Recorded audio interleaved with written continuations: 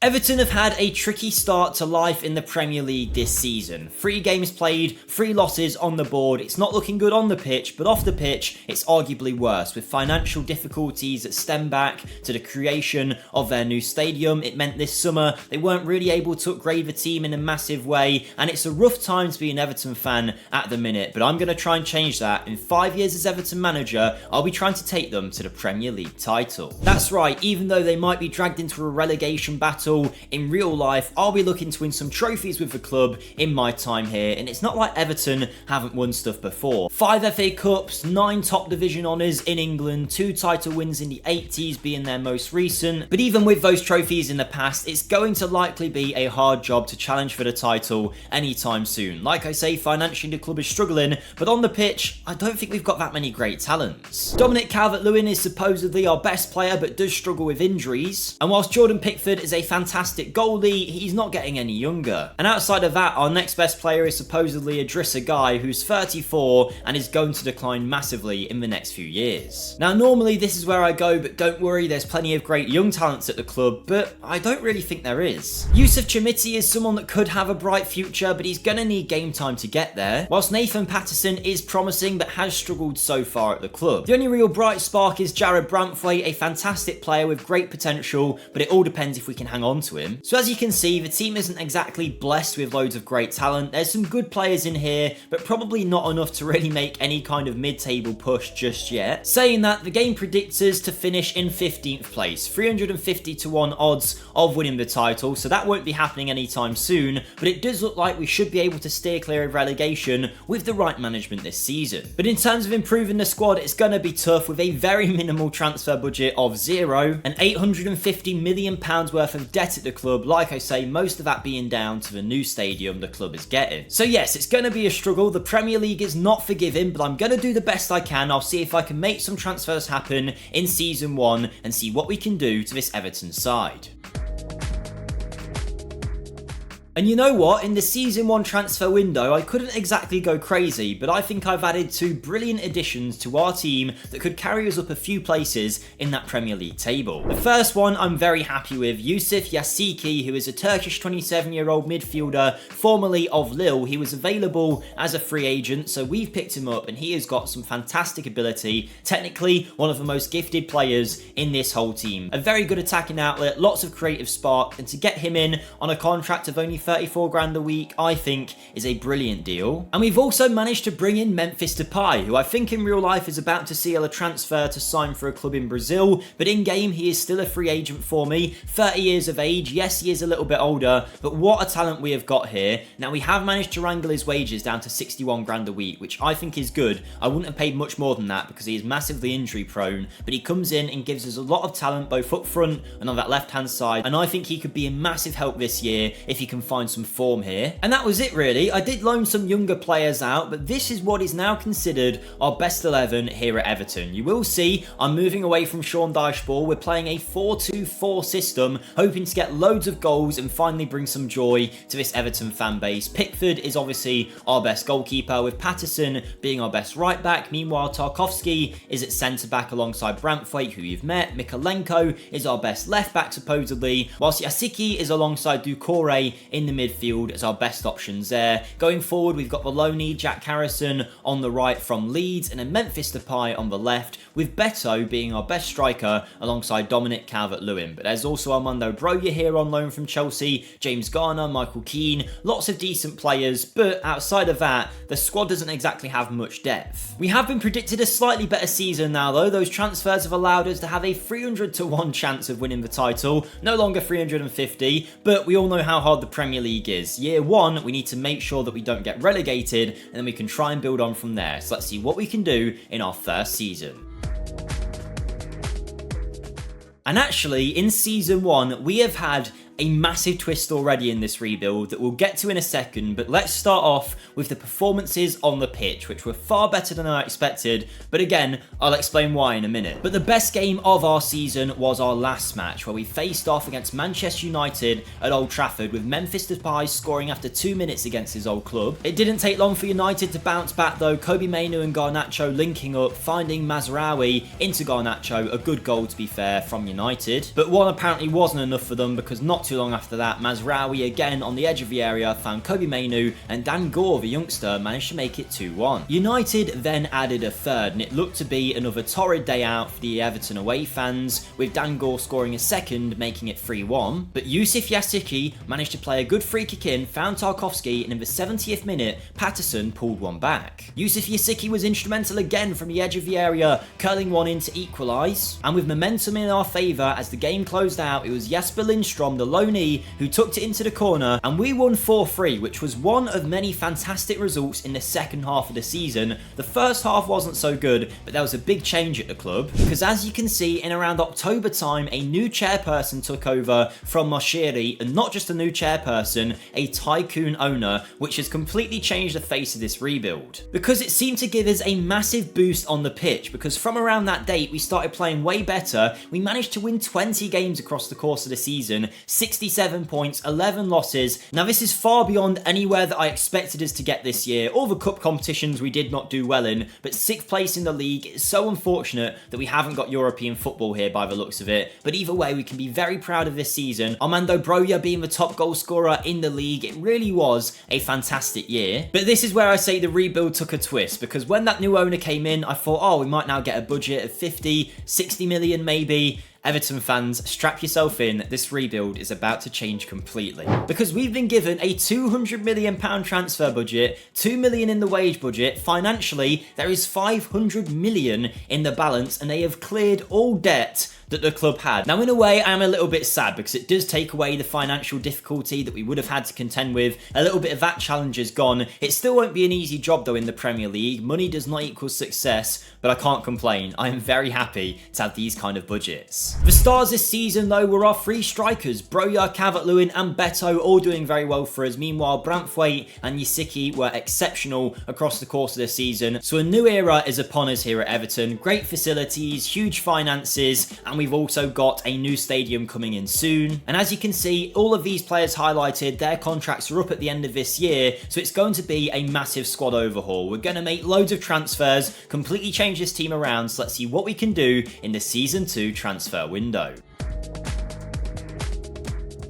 Okay, get ready, because this might be genuinely the most transformative transfer window I've ever had in any rebuild. But before I show you that, if you could just give me a second of your time to smash the like button on the video. It really does help these videos out in terms of pushing them out on YouTube. So thank you to anyone who does that. Subscribe as well if you're watching but not subscribed. The big portion of you are, and if any of you hit that button, it really would help me to the 40k target that we're aiming for. And be sure to comment down below what rebuild you want to see next. All the ones we do are based on your suggestions, and of course there's the Patreon linked in the description too, where you can support me as a creator, and in return you'll get access to the save files from every rebuild that we've done season 1 through to 5, so you can continue after we finished or take over midway through and try and do a better job. But that's all the plugin done, so let's get in to the transfer window. Let's start off with the sales though, where Mason Holgate was the first to depart for an actual fee, moving to Bologna for 2.1 million. Just to let you know, most of the players you saw last year whose contracts were up, I did let them go, so we've had a complete change round in this squad. Bologna also took another one of our players, signing Neil Mopé, who was on loan last season at Marseille, who did then get relegated, but either way, we've now moved him on for 2.4 million, so good luck to him out in Italy. But then the final sale is a massive one that I think we've done a great job with. Beto has moved to AC Milan, and we've managed to wrangle 47 million out of that transfer. Now he's signed for the club for 20 million, played 16 times, scored 6 goals for us last year, and now we've sold him on for nearly double what we originally paid, so I think that's a great deal, and that offset just a little bit of a transfer spend that we did, because we spent over 200 million. Firstly, Armando Broja, his move to the club was made permanent. There was a 30 million option to buy him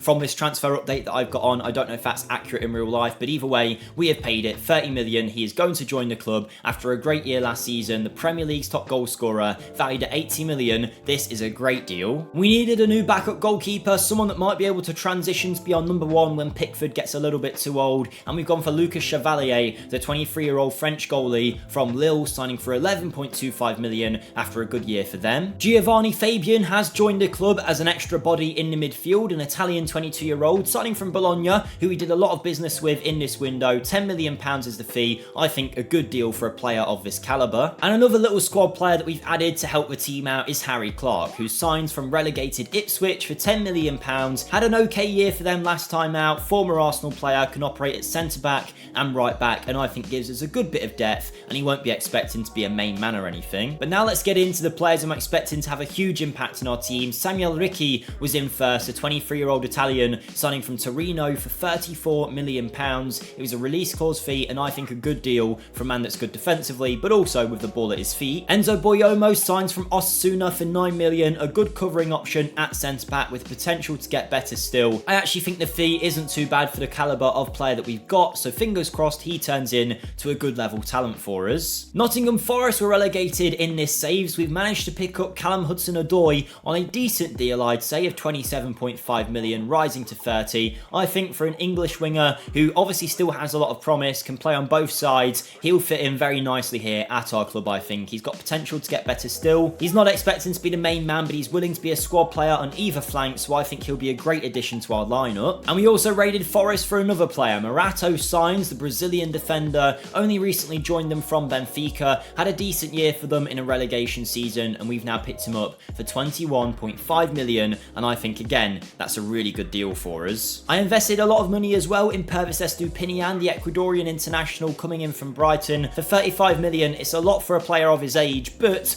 I think he's a real quality player, and he was the best option that our scouts managed to find, so I think he'll come in the prime of his years and really help his team. We also bought a player for the future, signing Junior Krupi. He joins from Lorient for 13 million, but I've loaned him back out to get a bit more game time there and continue his development. And our final transfer, don't worry, the last one is Matthias Süle. He's a 22-year-old Argentinian winger who we have picked up from Roma for 30 million quid. Had a great year for them, and I know we never really went crazy on any one particular player, but I think we've really upgraded the squad as a whole in this window, which is going to help us more long-term, I think, than investing in one or two stars. But here is what is now considered our best team, and I think it's actually pretty stat now. Pickford is the goalkeeper, Patterson, Morato, Branthwaite and Estepinian make up a mixed team of my players and original Everton players. Yasiki is alongside Garner, who has surprised me a lot actually with just how good he is in Football Manager, and he could grow in to a big talent for us still. Sula's on the right, Depay's on the left, and then Calvert-Lewin and Broja are our best strike force supposedly, with plenty of players on the bench and reserves now that can help us out a lot more than previously we would have had. And just look at the change we've had. We're now a 25-1 odds team of winning the title, predicted 8th place, and it looks like we're playing European football actually, Europa League, which didn't show last season, so I don't know how we've now qualified for it. Maybe someone won a competition and that space was then given to us, which means we're playing European football in our second year with Everton. But as you can see, the board now wants some pretty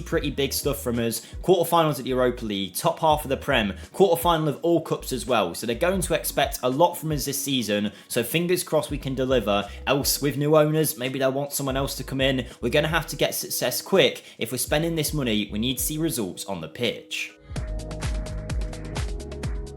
And in Season 2, it was actually a bigger challenge than I thought, trying to merge this new team together to get everyone playing well, but eventually, after some time, it started to come together, and in the Europa League, we made it all the way to a semi-final. Our toughest test to this point was Fenerbahce, but in the semi-final, we faced off against Rangers with Branthwaite scoring, but Rangers did manage to hit back, Tavernier receiving the ball on the edge of the area and striking a hard low shot in that Cortez picked up and equalised with. But with the Europa League final in our sights, we managed to start playing a little bit better, Süle finding Hudson-Odoi who put us in the lead. Garner then whipped the ball in from a corner, found Branthwaite again who scored for the second time in the game, before Yaziki hit a corner from the other side later on with Mikolenko rising highest, making it 4. And as the game closed out, we decided to add a fifth to secure the deal, Hudson-Odoi into Broja onto Yaziki who scored a brilliant finish, and we ended up winning that match 5-2. We won the whole tie 7-4 on aggregate, taking us to a Europa League final. And we came up against a very strong Juventus team, Douglas Luiz finding Thuram early on who managed to score, and whilst I hope we might be able to counter that, they then got a second goal. It was another one from a corner, really sloppy from Everton to concede twice from a set piece, and we did give it some good fight throughout the game, but at this point we were 2-0 down, and on the 80th minute Vlahovic scored a header,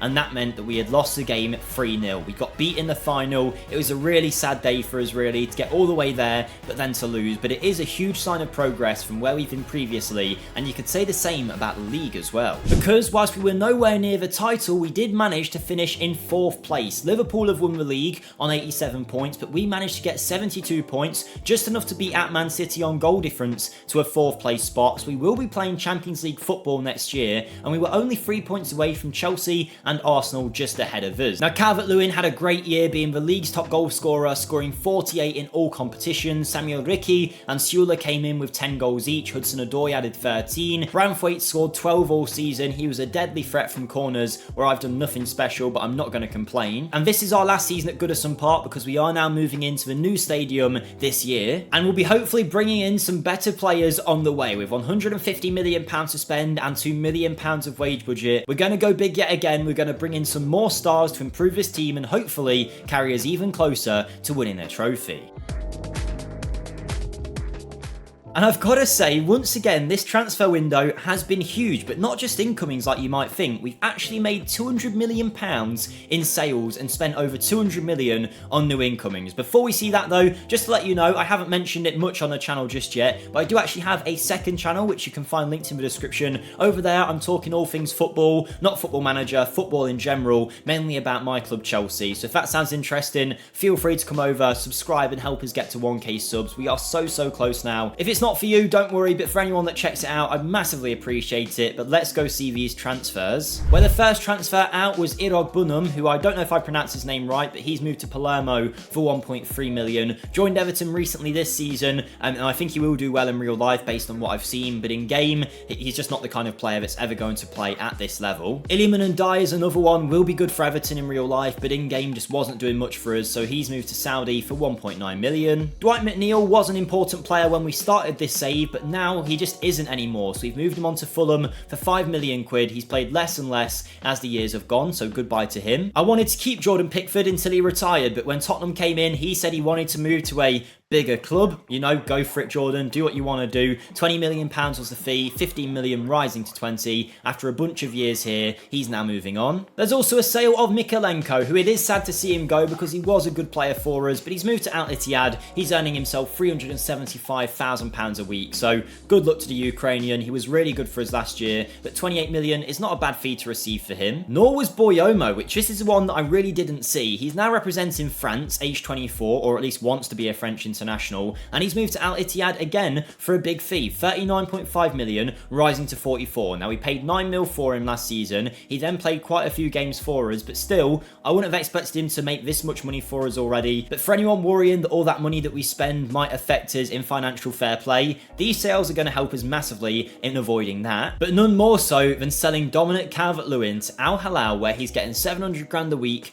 He's valued at 200 million apparently, but just guess how much money we've made for him. I guarantee you won't predict that we have sold him on for 124 million pounds. Obviously, his last 2 years have been great. Last season especially, he got rid of all the assists and just scored a ton of goals. But you know what? 29 years old, injury prone. We're going to make 100 million from it. You've got to let Calvert-Lewin go for that kind of fee. So good luck to him. He makes us a bunch of cash. And boy, did we reinvest it. Let's start from the lowest transfer to the biggest. Andreas Schjelderup was in first, 22-year-old Norwegian wide player who gives us some depth with some potential too. Only 15 million, rising to 17 from Benfica. Pickford is replaced in goal by Noah Atubolu, who is a player in real life that I think will be Germany's #1 eventually. 24 years of age here, signing from Freiburg for 19.75 mil. Miguel Gutierrez replaces Mykolenko for a pretty similar fee actually. Comes in for 30 million from Girona, where he was relegated into the second tier. Our scouts have picked him up there, and now we've bought him in as a very good left-back option. You make 100 million from Calvert-Lewin, and you spend only 30 million bringing in a player 1 year younger with better talent. Victor Gyökeres is in for around 40 million quid. A great player, one of our best at the club, and I think he's going to do wonders for us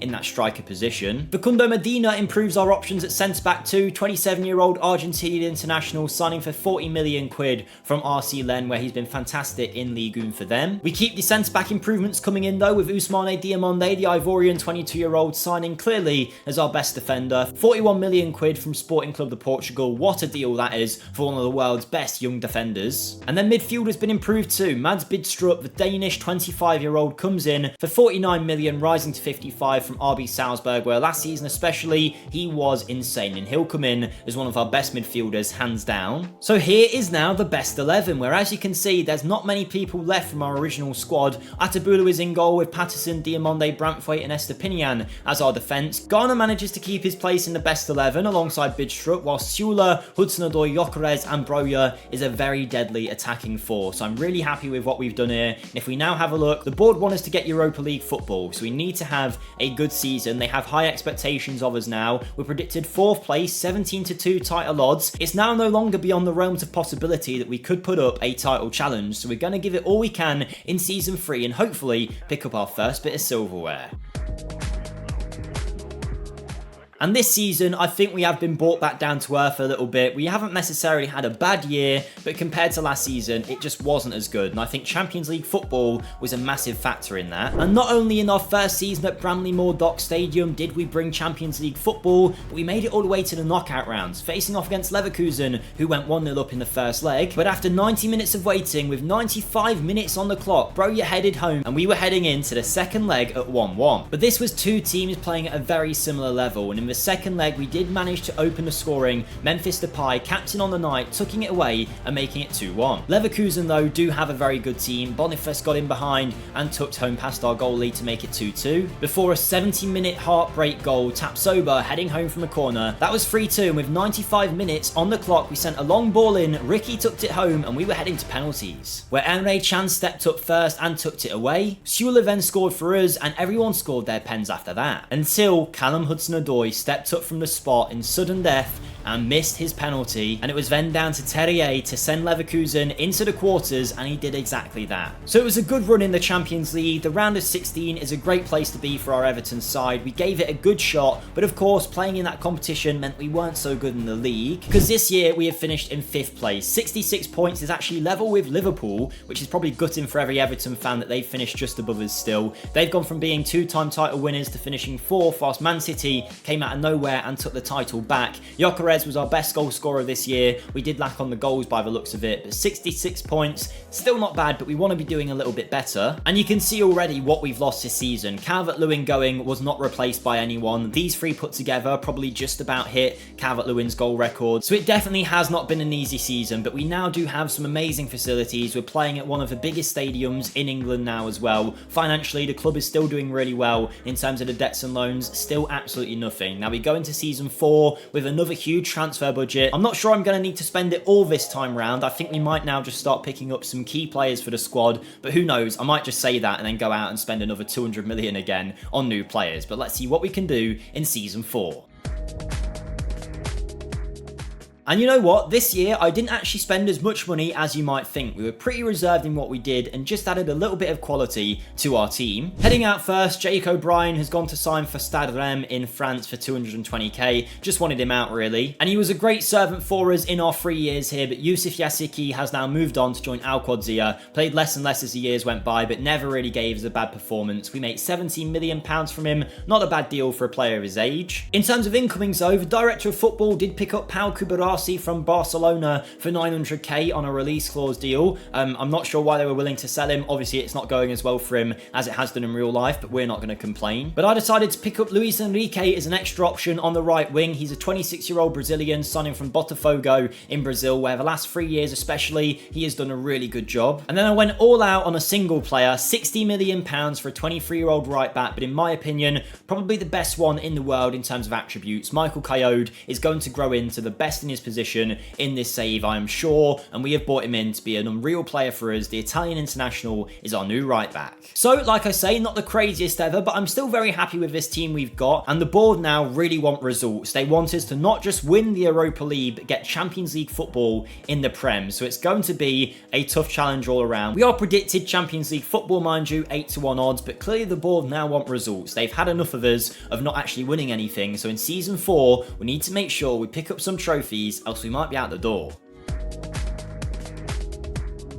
And season 4 was another year full of surprises. This rebuild has been full of it in general, to be honest, with the takeover and everything that's happened. But this year, we managed to be competitive in both the Cups and the League, and I think it's been our best season yet. I'm going to start with the FA Cup, where for the first time, we actually made it to the semi-final in this whole rebuild. We faced off against Arsenal, and we did manage to get an early goal to go 1-0 up. Arsenal, though, are still Arsenal in this save, and they have quality. Mikel Merino showing that, making it 1-1 in the 76th minute. And as the clock ticked on to the 97-minute mark, we actually managed to create an attack, Gyökeres finding Broja, the former Chelsea man, scoring 2 against the Reds. And speaking of former Chelsea men scoring against Arsenal, as we went into the late stages of the game, Hudson-Odoi put it in from close range, and we kept piling on the misery for the Gunners. Once a target for the club, Victor Gyökeres managed to just wait in the area, took the ball away. That was 4-1, and we were heading to an FA Cup final. The only problem was, we were facing off against Liverpool, a team that's done really well against us in this rebuild so far, and of course, our biggest rivals. And if you expected an intense game between the two clubs, then you would get exactly that. Victor Gyökeres opened the scoring early on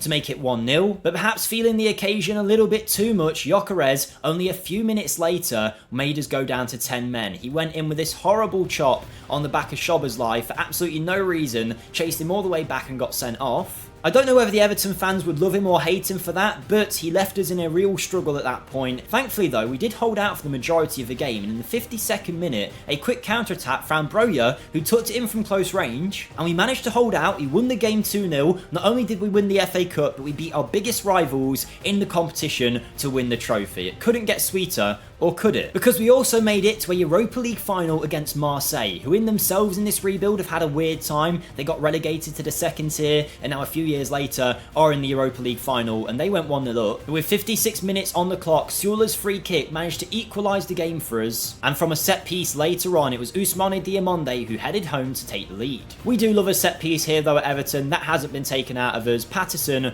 rising highest in the box, pulling it down to Krupi, the French player scoring against a French club, and that helped us to a 3-1 victory. Not just an FA Cup win, but also a Europa League final win, and that was a massive result for us here at Everton. I could leave it there and say we've won a European trophy and be very happy with that. But I'm also really happy with the league table, which is strange considering we finished in 7th place. But when you look at it and realise between us in 7th and Arsenal, the title winners on 80 points, there's 7 points between us. 1 or 2 games more and we would have been sitting comfortably in 4th, in 3rd place. So it is a real unlucky season for us. So it doesn't look like we are actually going to be able to compete in 5 years for the Champions League or the Premier League, but we have done a pretty good job so far. The goals did flow a little bit more this season, with Broja scoring 26, 17 from Krupi, 10 from Luis Enrique, 26 from Gyökeres, 12 from Hudson-Odoi. I could keep going, but all around the team did really well. And before we head into our final season, just in case anyone wants to see it, FFP, we are completely fine and doing really well, so nothing to worry about there. But let's see now what we can do in our 5th and final transfer window. And this window, even though I was happy with the team, there was still £200 million worth of transfers. Before I show you them though, the last time I can ask you, if you have enjoyed the video, to smash the like button for me. It really does help. But let's see who we sold first before we see who we signed. Firstly, Harry Clark has gone to sign for Leeds for 11 million, came in as a good squad player and served as well, to be honest, for 10 mil, and we make a bit of profit. Giovanni Fabian never really found his feet here after we signed him in season 1. He's moved to Hoffenheim for 7 million quid. Overall, we pretty much break even considering the loan that he had to Bologna. Never really contributed too much to us, so you know what, goodbye to him. And then Victor Gyökeres has also moved on. He served us for a couple years, and then much like Calvert-Lewin, has moved to Saudi, getting 900 grand a week he is, and we no longer have to deal with the fact that he got a straight red in the FA Cup and was banned for the start of this season. £100 million is the fee, rising to 115. After 40 goals in 2 years, you could see why they'd want him, but it's still a crazy fee to be honest, so you know what? I'm going to take that. Coming in, I bought a new gen player, so for anyone that wants to continue this save on Patreon, you have got a great young defender here that could turn into one of the world's best. 18 years of age, a Belgian international, signed from Anderlecht for 25 million and loaned back out for the season, so I won't really see him, but it'll be a treat for you guys. Gyökeres was then replaced for a third of the fee. The signing of Samuel Moro Dion has gone down well with the fans. 30 million from Porto, where he's been doing really well. Could rise to 35, but I mean, in terms of a Gyökeres replacement, I'm very happy with this. And then our final signing is is Fede Valverde of Real Madrid. He was on the transfer list. Times haven't been so good to him at Real Madrid recently. It's still 53 million, a big fee, and I know he's 30, which seems like a bad deal for someone of that age, but I think he's just going to come in and take us to that next level. He brings the experience. He's great in all areas in the middle of a park, so I'm delighted to have him in the team. And here is what is considered our final best 11. It's Otabulu in goal with Caio, Diamonde, Branthwaite, who manages to hold his spot from season 1 in this team still, despite all the money spent. Estepinian, Valverde, probably the biggest surprise is James Garner, still here at the club and still supposedly one of our best players, and he really is based on those attributes. Sula, Shoulder Up, Amora Dion, and Armando Broja. I don't quite think it's going to work out so well for him in real life as what it's done here, but you know what, Everton? Maybe you've got a gem on your hands here. He's already a fan favourite at the club as well. And that's where we are at this point. We've got some great players as well developing in the academy. Thankfully, all the work we've done for the facilities has helped the club in that sense, so they're going to be a massive club going forward still, even when we're no longer here. Maxed out facilities, a stadium that we are upgrading now to be even bigger in the meantime, but that's everything we need to talk about. Now we need to see if we can win some games on the pitch. Season 5, our last season, let's see if we can win one more trophy in our time here. And I tell you what, this might genuinely be my craziest rebuild ever. From everything that's happened so far, and then this final season, it's just blowing my mind. Because we were actually in a title race, one-on-one basically, us or Man City to win it, and on the last game of the season, we had to play them, and we did go 1-0 up. Now, it was actually so close that a draw would have actually still won us the title, and it looked like we were getting one when Gvardiol pounced on an error, found Haaland, who ran in behind and scored. And in the second half, Man City did manage to add a second. Bernardo Silva tormenting our defence, finding Rodrigo, who scored to make it 2-1. And the minutes ticked away until the 73rd minute when we had a chance to equalise, get the draw and win the title. Matthias Schuler stepped up, but Ederson saved. And despite our best efforts and a brilliant season, we finished on 84 points, 3 points away from the title, which Man City got from beating us in that game. We would have beat them on goal difference. We're way ahead of all the other contenders, even Liverpool all the way down in 8th place. So it really was a bittersweet season for us in the league. But in the Champions League, we actually managed to surprise a lot of people. Because after drawing 3-3 in the first leg at our stadium, we had a smash and grab at the Bernabeu, beating them 5-1 with only 1.8 XG. Broja, Hudson-Odoi, Garner and Shoulder Up helping us get a famous result, maybe one of the best ever in the history of European football. We then faced off against Barcelona, where we drew 1-1 at the Nou Camp, and at our stadium, Gabriel Jesus put them in the lead. But we weren't ready to give up in a semi-final just yet, and after a red card for Barca, we were playing against 10 men, and it took till the 77th minute for Luis Enrique to head home and make it 2-2. So we were level on aggregate, we were level on the night, and in the 99th minute in extra time, Miguel Gutierrez found Hudson-Odoi, who tucked it away, and that meant we were heading to a Champions League final. We had a lot go our way in that game, like the red card, but we dominated and we managed to get the win. But it has set up arguably the most dramatic Champions League final that ever will be, Liverpool versus Everton. That's right, it was a Merseyside derby for a Champions League final. We were playing in Azerbaijan as well, and Broja managed to get us in the lead after a 12-minute header, and with 24 minutes on the clock, Junior Krupi turned in the area and made it 2. But the game was never going to be that easy. Liverpool had the bit between their teeth at this point, and just before the half-time mark, did manage to get a goal back, Nico scoring from close range. We weren't going to give in though, a cross-found Shoulder Up at the back post who made it 3-1, and I told you we do love a set-piece goal here, and on the 47th minute mark, Caio to Shoulder Up to Sula, a great work set-piece put us 4-1 up, and it was pretty comfortable from there. Granted, there was a little bit of a heart-in-the-mouth moment in the 90th minute where Liverpool went through, and it was actually an own goal from Medina that you'll see here, put the ball in the back of our own net, but it did not matter. They only scored 2, we scored 4. We dominated the game, we had won the Champions League against Liverpool, so yes, we missed out on the Premier League title, but we won a Europa League, we won an FA Cup against Liverpool as well. I think any Everton fan would certainly take this. And what a rebuild it's been. Some great players to thank for it as well. Luis Enrique, Valverde, Caio, but really, Matthias Schuler, Armando Broja and Samu Amora Dion. They were the real highlights of this season. The stadium's been upgraded to a 60,000 capacity. The facilities are still pretty much maxed. Financially, we've got everything going for us. A balance, nothing really in the debts and loans either. Jared Branthwaite, who I thought we'd sell, is still here as our captain of the club. So we have done a great job here at Everton. A rebuild that took a turn that I never expected it to. Let me know who you want to see next. Thank you for watching, and I'll see you next time. Goodbye.